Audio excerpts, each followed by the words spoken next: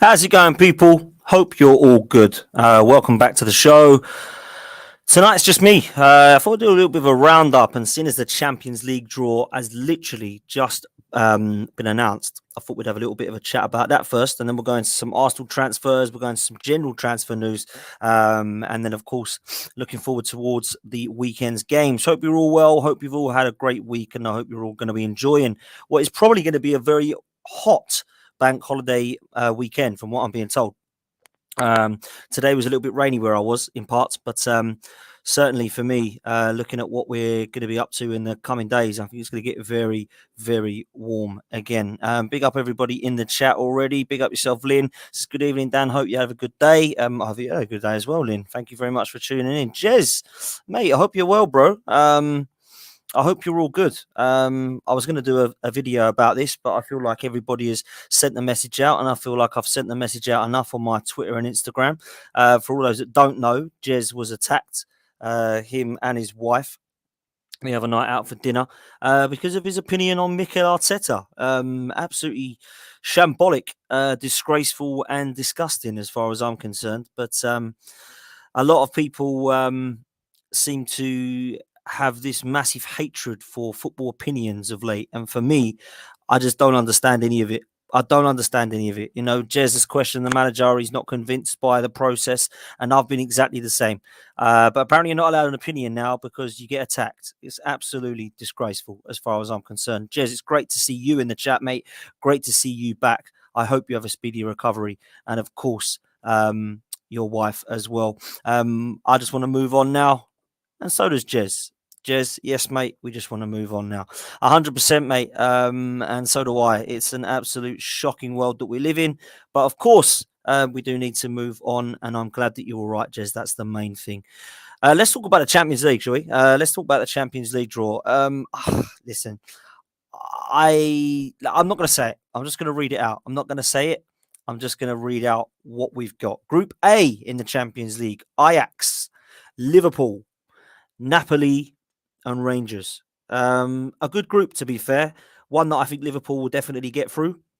I don't expect Liverpool to be struggling in that. If I'm honest with you, Ajax have lost a lot of players, as have Napoli, and Rangers have never really been a huge threat in the Champions League, albeit they were in the Europa League last year. So Group A for me, my prediction is probably Liverpool and either Ajax or Napoli to go through with them. Group B is Porto, Atletico Madrid, Bayer Leverkusen, and Club Brugge. Again, a competition that I expect in that group stage Atletico Madrid to do very well in. And I think then it's probably a toss-up between Porto and Bayer Leverkusen, depending on what you look at as the better team there. And then a Group C is a fantastic group, the group of death. Bayern Munich, Barcelona, Inter Milan, and Victoria Plzen. Now, for me, I don't know who's going to win that group. That is unbelievable group. That is the group of death by far. Everybody would probably expect Bayern Munich and Barcelona to go through. Barcelona, I'm tipping to do well this season because of the 15 million players that they've signed. But for me, it's going to be a really good group, that one, Group C. Then we come to Group D. I'm not saying these teams are shocking by any means, but I'll just read the four out. Frankfurt won the Europa League last season. Pretty good side. Tottenham, Sporting Lisbon, and Marseille. I hate to say it, but I expect Tottenham to win that group. I think Marseille are a good side. I think Sporting are a good side. I think Frankfurt are a good side, but I don't think either of those Tottenham fans will be looking at them going, oh dear, I'm so gutted with that group. I think they've done very well in this draw. Moving on to Group E: AC Milan, Chelsea, Salzburg, and Dynamo Zagreb. I expect Chelsea and AC Milan to go through in that one, if I'm honest with you, but it's a good group still. Salzburg are a team that can cause a lot of problems, and their scouting is so good. They've produced some fantastic players over the last couple of seasons. Obviously, Dynamo Zagreb are a team that are always in and around Europe doing well, so maybe Chelsea might have a hard group there, but I expect them to go through it with AC Milan. Group F: Real Madrid, Leipzig, Shakhtar Donetsk, and Celtic. Celtic, another team that I just don't ever expect to do too well in the Champions League, but Real Madrid I expect to do well in that group. And then it's a toss-up between who plays better out of Leipzig and Donetsk, to be honest with you. Group G: Manchester City, Seville, Borussia Dortmund and Copenhagen. That's going to be a toss-up between what happens with Dortmund, Copenhagen, and Seville. But I expect Man City to go through that. Probably with Dortmund. I think with Lopetegui, he's got some good players at Seville, but they're not getting any younger. So that'll be an interesting one. And then probably the next best group after that in Group H is PSG and Juventus with Benfica and Maccabi Haifa. That'll be a fantastic group as well. But I expect PSG and Juventus to go through it. So that's the draw. Obviously, the Europa League draw is going to be soon. And let's take a look at who Arsenal are going to get tomorrow. So that'll be really interesting. Listen, guys, that's the Champions League. Let's talk transfers. If I'm honest with you, there's more outgoings than incomings at the moment at Arsenal. And maybe that's a good thing. Maybe we need that so that we can spend the last few days trying to get the last few players in. I still feel we need a couple at least, maybe 3. But I don't think that's going to happen. If I'm honest with you, I don't think it is. I think we're going to see, in my opinion anyway, potentially 2 players come in if we're lucky. But let's talk a little bit about what has happened or is happening in terms of the outgoings. Pepe has finally got his move on loan to Nice. I don't really get what we've done with this Pepe deal personally over the last few years, but it hasn't worked out for him. And the reason it hasn't worked out, in my opinion, is because the manager just does not like him and does not rate him and doesn't fancy giving him that chance. And I think that can be quite frustrating if you're a Pepe fan. Like me, I'm someone who doesn't like to give him too much criticism because I do see the good in his game. In terms of his numbers, his creativity, the goals that he scores, I actually think he's been a really good signing for us in certain parts of the world. But when I look at some of the laziness, some of the frustration, some of the fact that he's quite one-footed and predictable, I can also understand on the flip side why people don't always rate him. What I will say is when you score 16 goals like he did the season before last, you deserve a little bit more credit than he gets. It ain't worked out for him. He does need to move on because he needs to play football. And if we're not going to play him, then Nice are going to play him. Nice have made some pretty good signings, haven't they? Experienced heads coming in, Aaron Ramsey and Kasper Schmeichel, and now, of course, Pepe on loan. There's no obligation to buy, which I find interesting.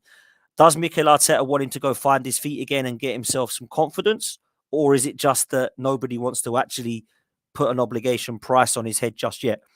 Is it that Arsenal believe that when he comes back after a good season at Nice, we might be able to get nearer to 35 to 40 million as opposed to 20 to 25 million?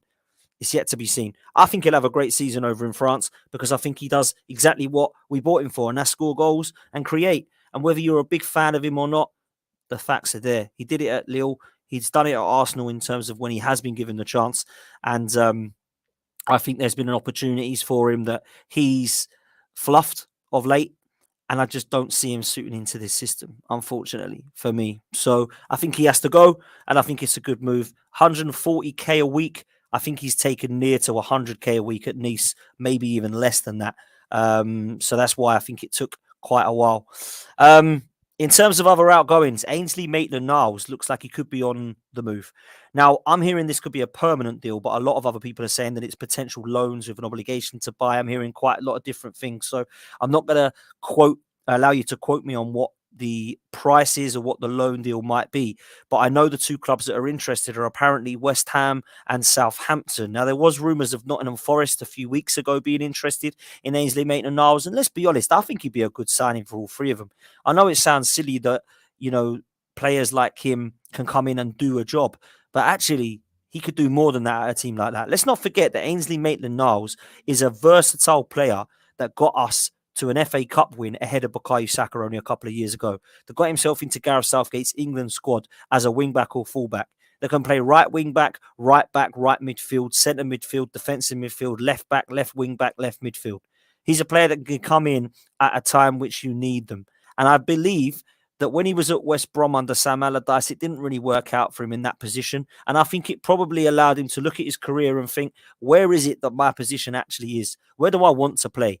And it frustrates me because I see an inverted fullback there. I see a wing back there. I see a fullback. And that's a position, in my opinion, that at right back, we potentially got a spot for. Would you rather have Bellerin or Cedric or Ainsley Maitland-Niles to back up Tomiyasu if Ben White's playing in the middle? I'd rather have Ainsley Maitland-Niles. Personally, I would. I think sometimes his mentality can be questioned, and BX Gunner 81 has actually said that. Great minds think alike, bro. I think his mentality can be questioned. What I will say, though, is there hasn't been any times where I've looked at a run of games thinking he isn't giving 110%. I just think sometimes with what we've seen off the pitch, I think there's problems. I don't want to play right back. I'm a centre midfielder. I don't want to play in that position. I want to do this, this, and this. I think sometimes you have to grow up a bit. Hopefully he has now, and he's going to move forward and talk a little bit about whereabouts he believes his career is going to be. And if that's away from Arsenal, fair play to him. I don't think he's good enough for the first team at Arsenal personally. I do think that he needs to be given a chance to play 90 minutes of football. And I think Forest, Southampton or West Ham will probably allow him to do that. If it was me, I'd probably look to go over to Southampton. Guaranteed games there. At Nottingham Forest, they've brought Nico Williams, so I imagine he'd fight out a place there. And in the midfield, they've done quite well with their business as well. I think with Southampton, he'd probably come in and play. So fair play to him. If he wants to go over to Southampton, then let's let him do that. Hector Bellerin, man, what's going on with Hector Bellerin, people? What is going on with Hector Bellerin? Is he going Betis? Is he going Barcelona? Or is he leaving at all? The guy's on ridiculous wages. I think he's over 100k a week. I don't think anybody wants to pay that. He's only 27, 28. He's not even old. I think Barcelona are probably interested in him because Barcelona want everybody. But I believe that Betis is probably the likelihood for him to go. He's a supporter of them. I didn't realise that, but he supports Real Betis. He went there last season. They really liked him. And I think they're trying to look at some form of termination of his contract so that they can sign him because they can't afford his wages. Now, we're in a bit of a sticky situation. Do we try to get £5 million for Bellerin, or do we spend £5 million on his wages trying to keep him here when we don't really want him? Or do we just terminate it and allow us not to pay anything for him and say, fair play to you? One of Arsene Wenger's last signings has now gone. And like Socrates, like Mustafi, like some of the others that were brought in that were put on ridiculous long wages, like Ozil, and the list goes on, he's probably one of the last ones that we can say has done that. So if Hector Bellerin has to go and be terminated, then fair play. If we have to terminate his contract, we have to terminate his contract.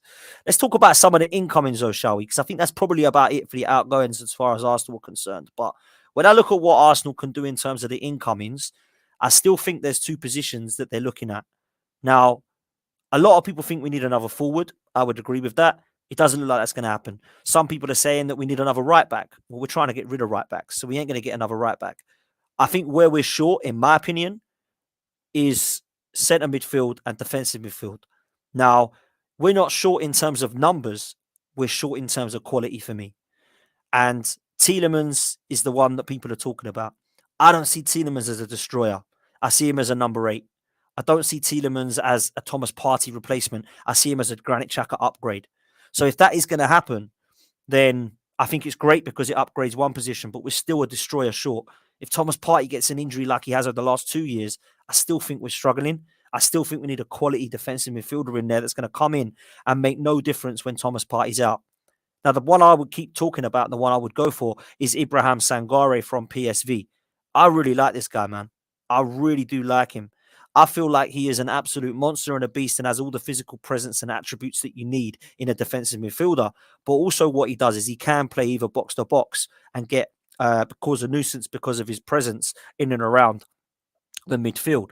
So I think it would be a similar player to Thomas Partey, just one that's probably not as good, but we're not going to get an N'Golo Kante type. So we need to be realistic about who we're going to try and go for.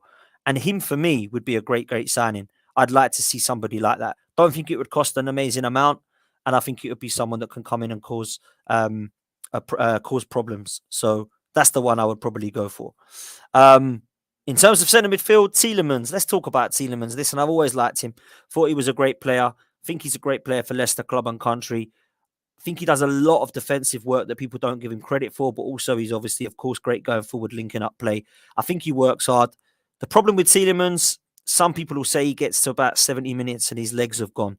Sometimes that's because of the way we play or the way Brendan Rodgers plays in terms of the intensity. So that, of course, could be worrying. But when you look at the 5 subs rule, maybe it won't be this season.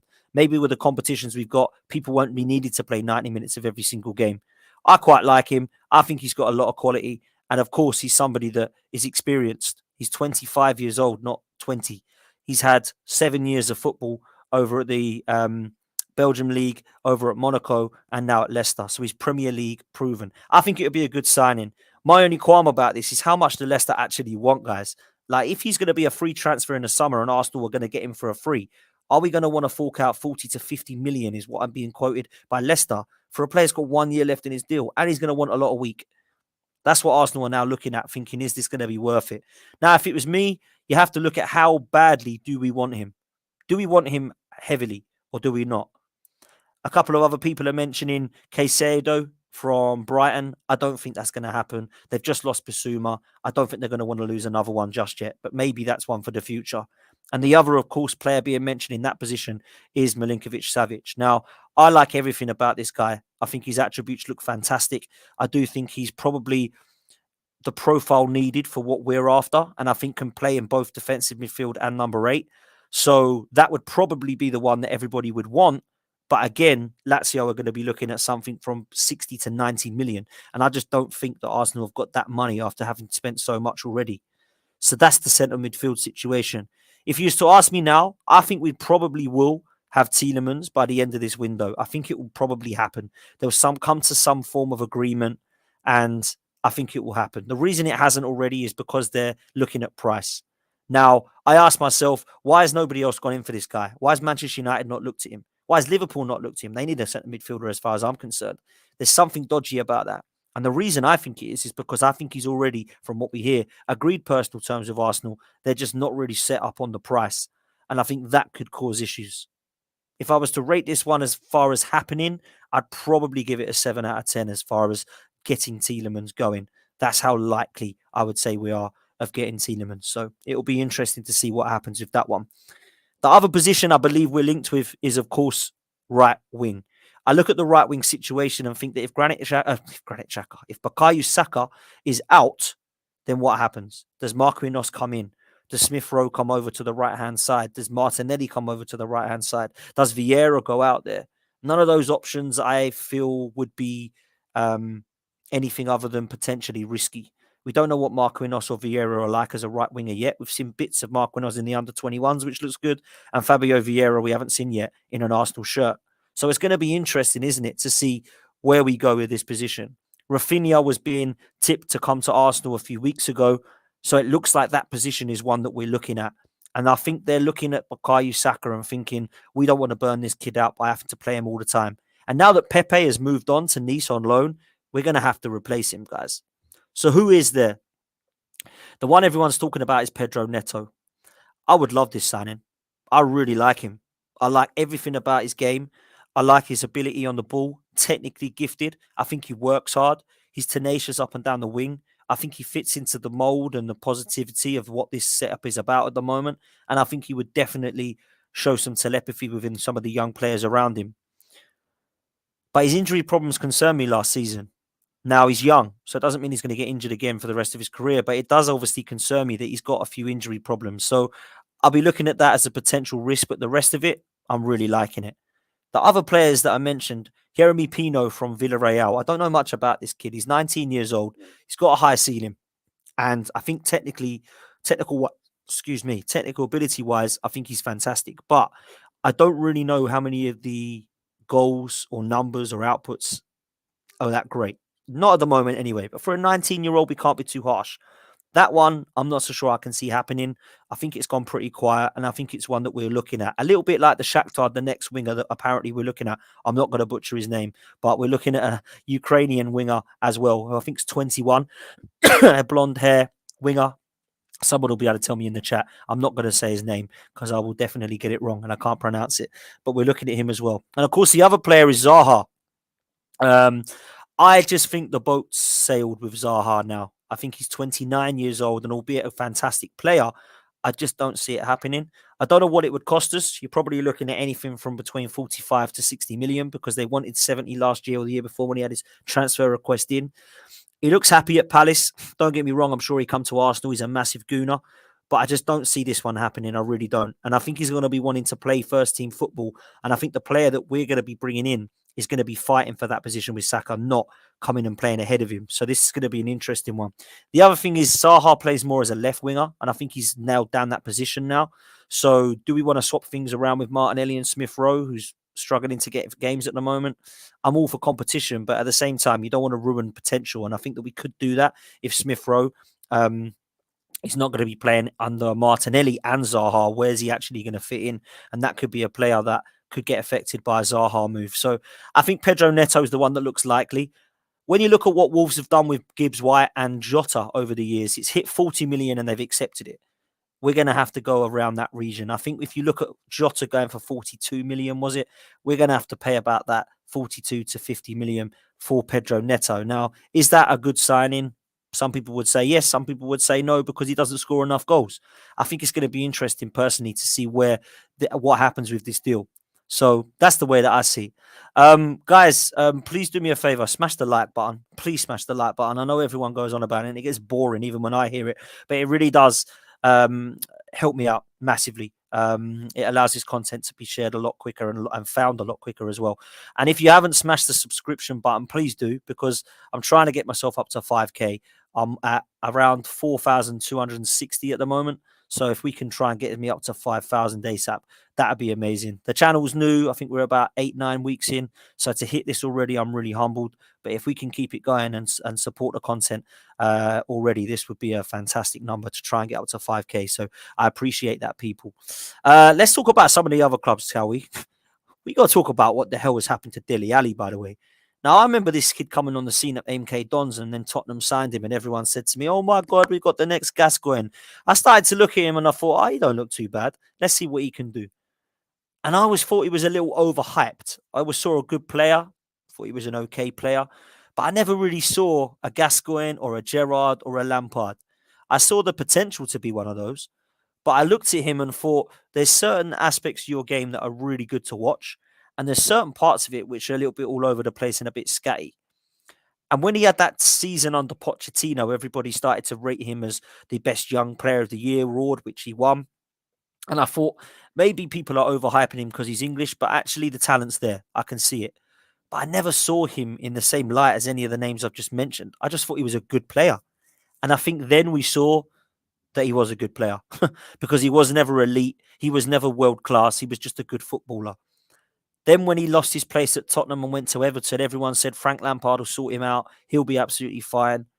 I don't ever see that. I think that I saw enough of him. Some footballers get to that level and never quite make it past it, do they? They never hit anywhere near their potential. And some of them do. Some of them never hit the ground running.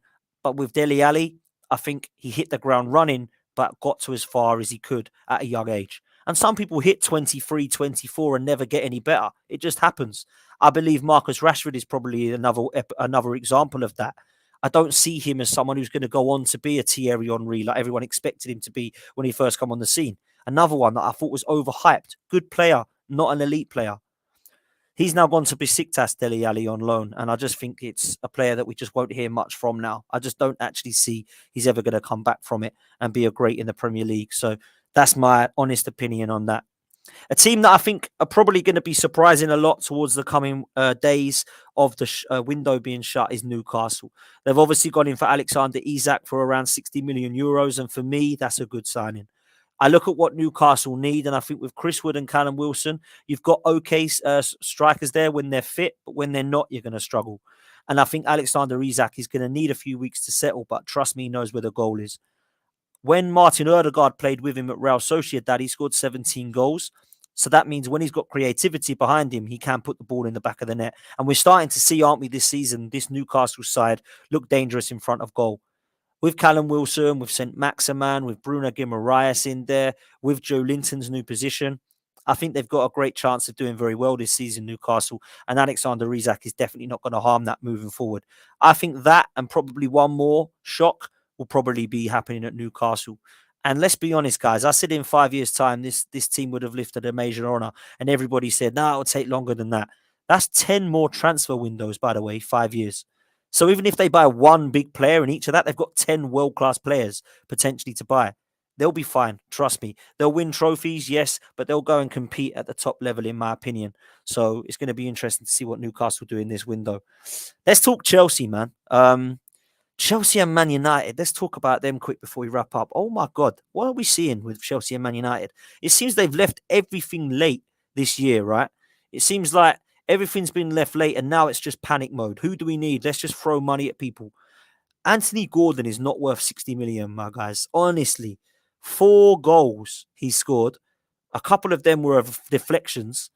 He looks like a good crosser of a football, a player that has a lot of potential. But is he worth 60 million? The English tax is getting mad now. I'm sorry, it is. Gibbs White for £42 million to Nottingham Forest from Wolves. And now 60 million for Anthony Gordon. These guys have never hit the England squad yet. And we're paying this much for them. It's a madness. Absolute madness. I can't see him being £60 million worth, but I can see him being an okay signing for Chelsea. He's a good player. But I don't look at that and think, wow, Chelsea are now lifted. So that one's going to be interesting. The one that I can see happening, though, is Aubameyang. I don't know how much it's going to be, but I can see Aubameyang coming and playing under Tuchel and doing very well. You know, people say to me, what do you get with Aubameyang, an elite striker that scores everywhere he goes? It ain't going to be no different at Chelsea.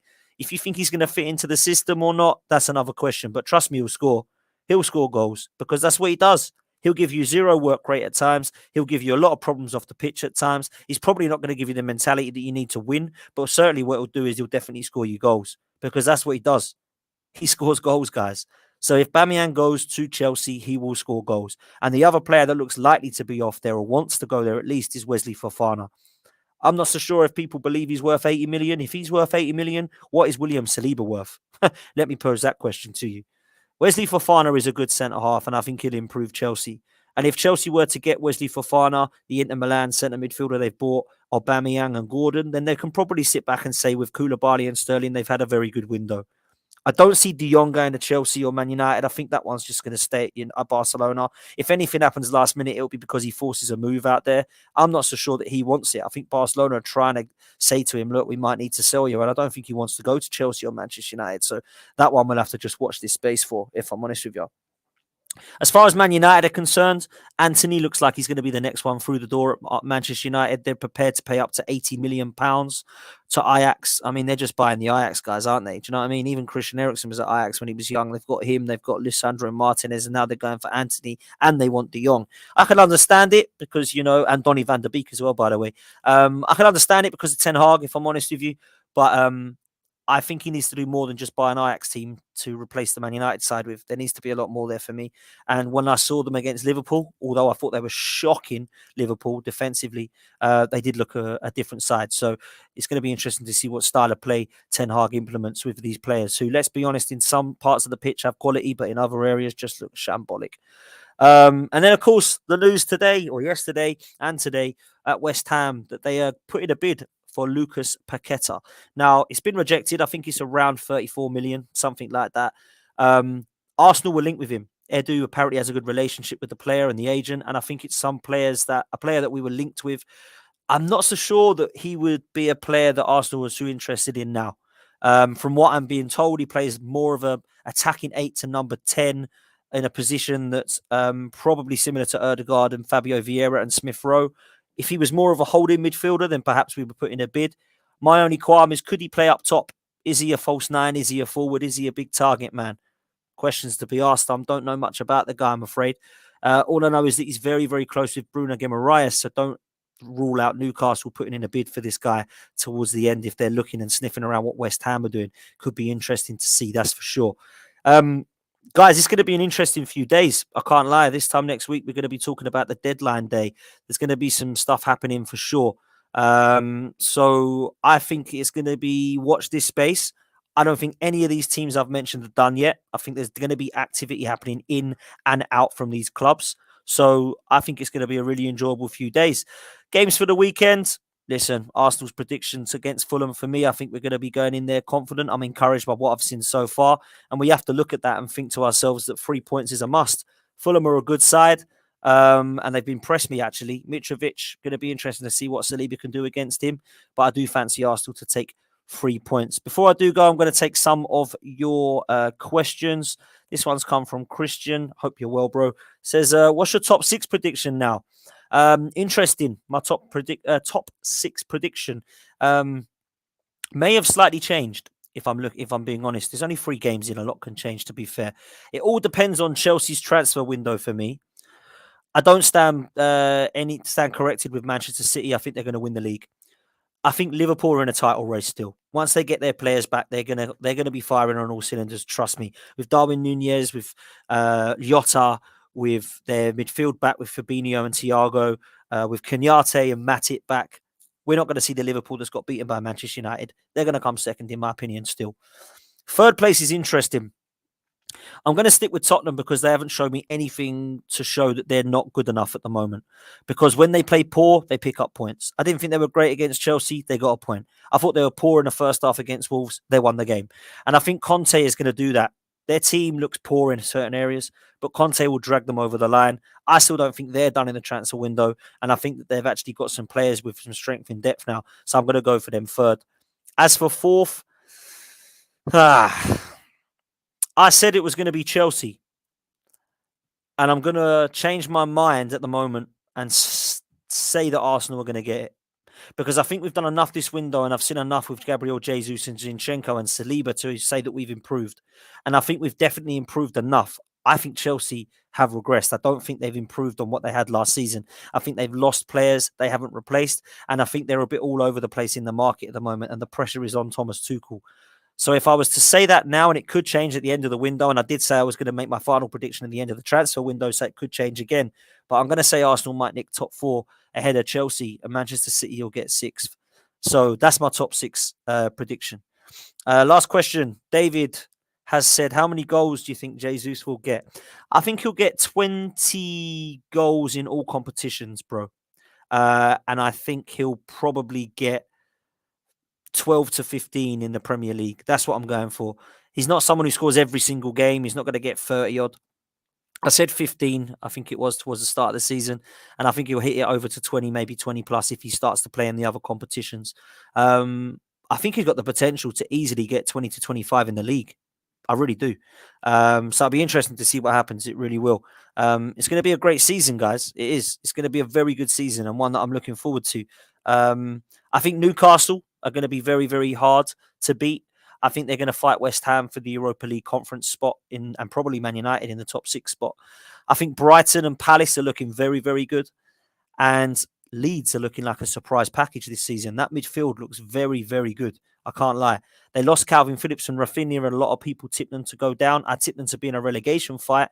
But yeah, I'm sticking with my guns. I'm going for that as a top 6. I think them teams will do well. And my relegation 3 were Fulham, Bournemouth and Everton. And they've done nothing at the moment to suggest that they're going to have any chance at the moment of staying up. Fulham might be the only ones if Mitrovic carries on scoring, but Bournemouth and Everton are looking very poor as far as I'm concerned. So it's going to be interesting to see what happens there. Guys, it's been a great stream. Great to see you all joining me as well. We've had well over 200 to 250 people joining. I much appreciate that. Please smash the like on the way out. I beg you. Please, it takes 2 seconds, and smash a sub on this video if you haven't done so already. For all you Arsenal fans, if you are interested in the content later on between Arsenal and Fulham preview, then head over to Lee Judges TV tonight at 8 o'clock. You have myself, Lee and Mark talking about Fulham, Arsenal, what our team news is going to be, what the predictions are going to be, and where we think the threat is in relation to Fulham. So please come and join us over there. Smash a like on the way out. Smash a sub if you haven't done so already. And we will see you next time, guys. Take care and up the Arsenal.